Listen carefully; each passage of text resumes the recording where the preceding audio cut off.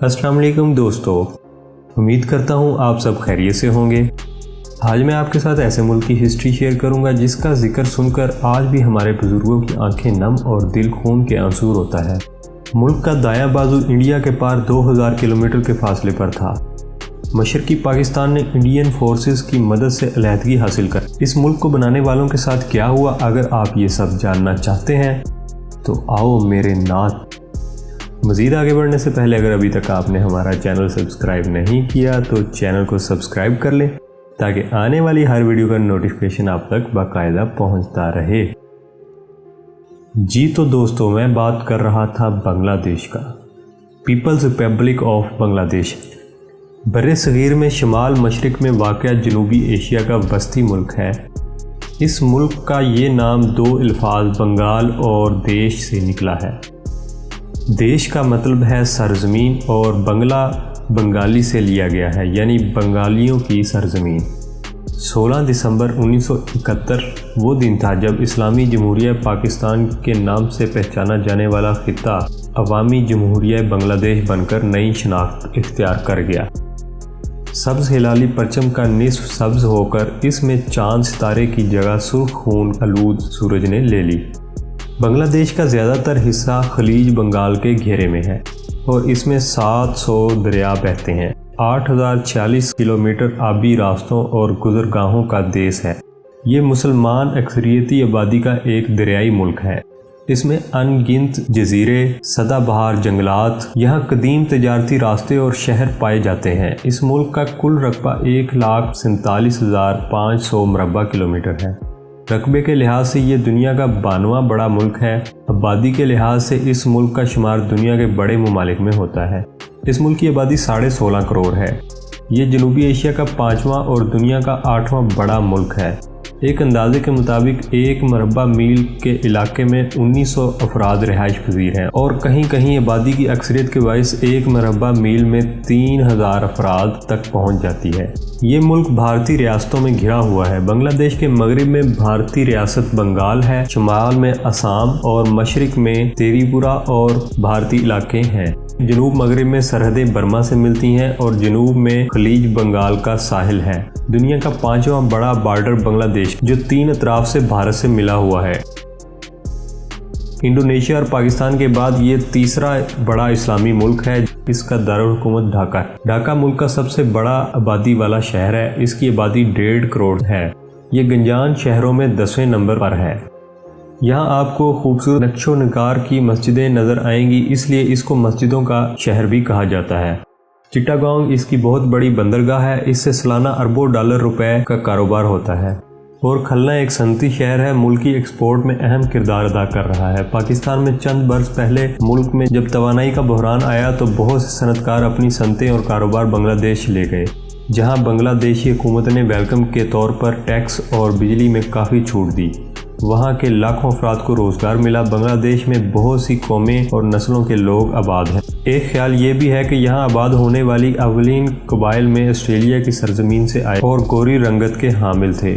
8वीं सदी में यहाँ इस्लाम पहुँच गया और अब ताजर इंडोनेशिया में तुलुए इस्लाम का बाइस बने और इन्हीं की बरकत से यहाँ भी इस्लाम की किरणें पहुँच गईं। 16वीं सदी में ढाका मुगल बादशाहों का एक मशहूर किला था। 18वीं सदी में अंग्रेज़ों ने यहाँ कब्जा कर लिया, लेकिन बाज़ तहकीक के मुताबिक 13वीं सदी में इस्लाम यहाँ मुतारिफ हुआ और अब 90% आबादी मुसलमान है और 9% हिंदू और बाकी ईसाई हैं। बुद्ध मत के मानने वालों की कसीर तादाद यहाँ मौजूद है।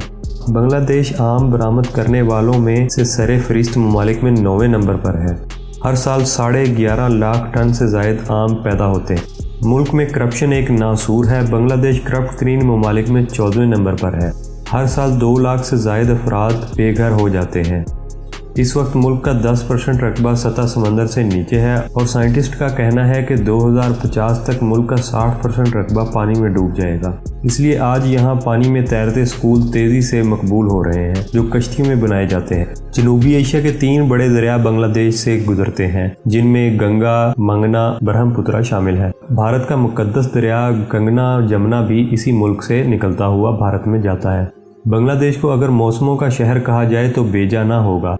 बांग्लादेश के बारे में कहा जाता है कि यहाँ 6 मौसम होते हैं: सर्दी, गर्मी, बहार, खिज़ां, ठंड और बरसात। پانی کی ثقافت کے باعث بنگلہ دیش کے اکثر لوگ کشتیوں کے مخزن میں ہی ساری زندگی گزار دیتے ہیں۔ ملک میں زیادہ بارشیں ہونے کی وجہ سے 15% زمین جنگلات پر مبنی ہے اور دنیا کے بہترین اور مہنگے ترین پھل کثرت سے پیدا ہوتے ہیں۔ جیک فروٹ یہاں کا قومی پھل ہے، جبکہ آم کا درخت قومی درخت ہے۔ بنگالی یہاں کی 98% آبادی کی زبان ہے۔ دنیا کا تیسرا بڑا ساحل سمندر بھی بنگلہ دیش میں واقع ہے۔ بنگلہ دیش کی 60% آبادی فارمنگ چائے پٹسن کے روزگار سے وابستہ ہے۔ ملک کا شمار عمدہ چائے کی پیداوار والے ملک میں ہوتا ہے۔ دنیا کی 3% چائے یہاں سے پیدا ہوتی ہے۔ چائے کی انڈسٹری سے 4 ملین لوگوں کا روزگار وابستہ ہے۔ بنگالی چائے پوری دنیا میں اپنی خوشبو کی وجہ سے جانی جاتی ہے۔ فصلوں کا انحصار مونسون پر ہوتا ہے۔ یہاں کی پیداوار میں مچھلی کا ذکر اس لیے ضروری ہے کہ یہ وہاں کی عام خوراک ہے۔ 1986 میں بنگلہ دیش میں تیل، گیس، کوئلے کے ذخائر دریافت ہوئے۔ یہاں 56% بجلی گیس سے پیدا کی جاتی ہے اور سفر کے لیے سڑکیں اور ریلوے کا نظام ہے۔ اس کے علاوہ دریاؤں کے راستے کشتیوں پر بھی سفر کیا جاتا ہے۔ یہ 2 علاقوں کے درمیان سستا ترین سفر کا ذریعہ ہے۔ ملک میں 3 بڑے ایئرپورٹس ہیں، کل 17 ایئرپورٹس ہیں اور 4 ہوائی کمپنیاں ہیں۔ سائیکل رکشہ اور موٹر رکشہ اور بیل گاڑی اور تانگے بھی بہت زیادہ استعمال ہوتے ہیں۔ 1972 کے آئین کے مطابق بنگلہ دیش میں پارلیمانی طرز حکومت ہے۔ 1975 اور 1982 میں یہاں مارشل لا لگایا گیا۔ ملک کی بھاگ دوڑ کا انتظام وزیر اعظم کے پاس ہوتا ہے۔ شیخ حسینہ ملک کی وزیر اعظم ہے، جو 2009 سے اب تک چوتھی بار وزیر اعظم کے عہدے پر فائز ہوئیں۔ وزیر اعظم صدر کا انتخاب کرتے ہیں۔ 2 بار ایک شخص صدر رہ سکتا ہے۔ اس وقت ملک کا صدر عبد المجید ہے۔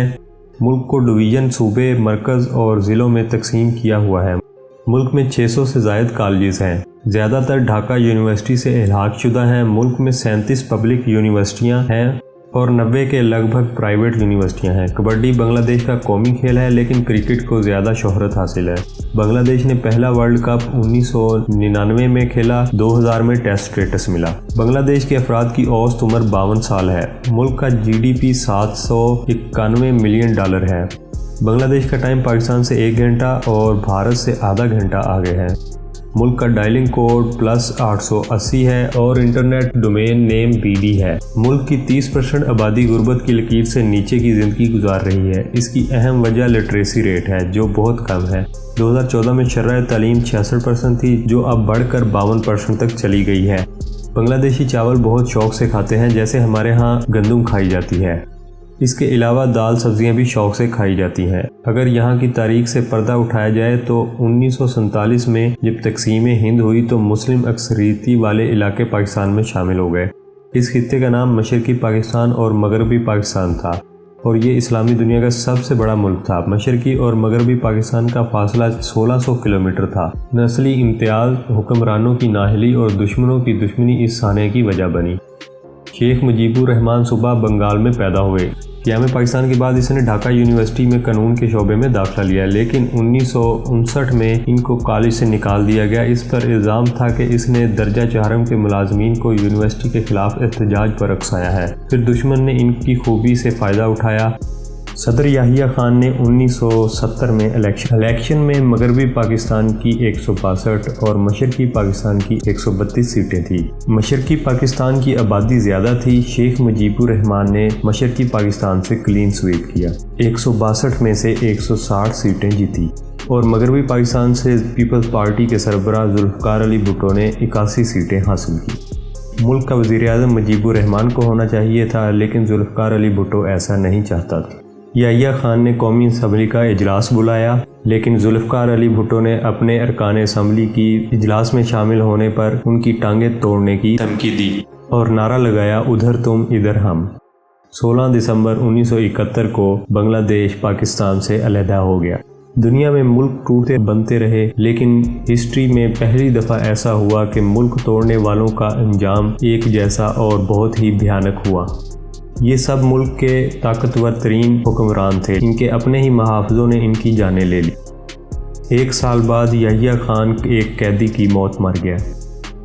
15 اگست 1975 کو ڈھاکہ میں شیخ مجیب الرحمان اس کے خاندان سمیت قتل کر دیا گیا اور اس کی لاش کئی دن تک اس کے گھر کی سیڑھیوں پر پڑی رہی۔ صرف اس کی بیٹی حسینہ واجد زندہ رہی، جو کہ اس وقت لندن میں تعلیم حاصل کر رہی تھی۔ 4 अप्रैल 1989 को जुल्फ़िकार अली भुट्टो को फांसी दे दी गई और इंदिरा गांधी 1984 में अपने ही मुहाफ़िज़ों के हाथों कत्ल हो गई। शेख मुजीबुर रहमान, इंदिरा गांधी और जुल्फ़िकार अली भुट्टो की तमाम नरीना औलादें मारी गई। मुर्तज़ा और शाह नवाज़ भुट्टो, शेख कमाल, राजीव, संजय गांधी इस तरह मारे गए। इनकी नस्ल ही ख़त्म हो गई। सुंदरबन जंगल में दुनिया के नायाब तरीन जानवर पाए जाते हैं, जिनमें टाइगर की बंगाल नस्ल रॉयल बंगाल टाइगर बहुत मशहूर है। ये जानवर मुल्क का कौमी जानवर भी है। इसी खसूसियत की बिना पर बांग्लादेश टीम को बंगाल टाइगर भी कहा जाता है। कुछ अरसा कबल से मुल्क के हालात काफ़ी बेहतर हुए हैं। इसकी मेन वजह गैर मुल्की बंगाली हैं जो कि मुल्क में ज़ेर मुबादला भेजते हैं, जिसकी वजह से मुल्क के हालात काफ़ी बेहतर हो गए हैं। यहाँ पर मैट्रिक तक तालीम फ्री है, जिसकी वजह से तालीम काफ़ी हद तक बेहतर हुई है। तो दोस्तों, ये थी आज की वीडियो। उम्मीद है आपको वीडियो पसंद आई होगी। अगर वीडियो पसंद आई है तो वीडियो को लाइक कर दीजिएगा और चैनल को सब्सक्राइब कर दीजिएगा। मिलते हैं अगली वीडियो में, तब तक के लिए अल्लाह हाफिज़।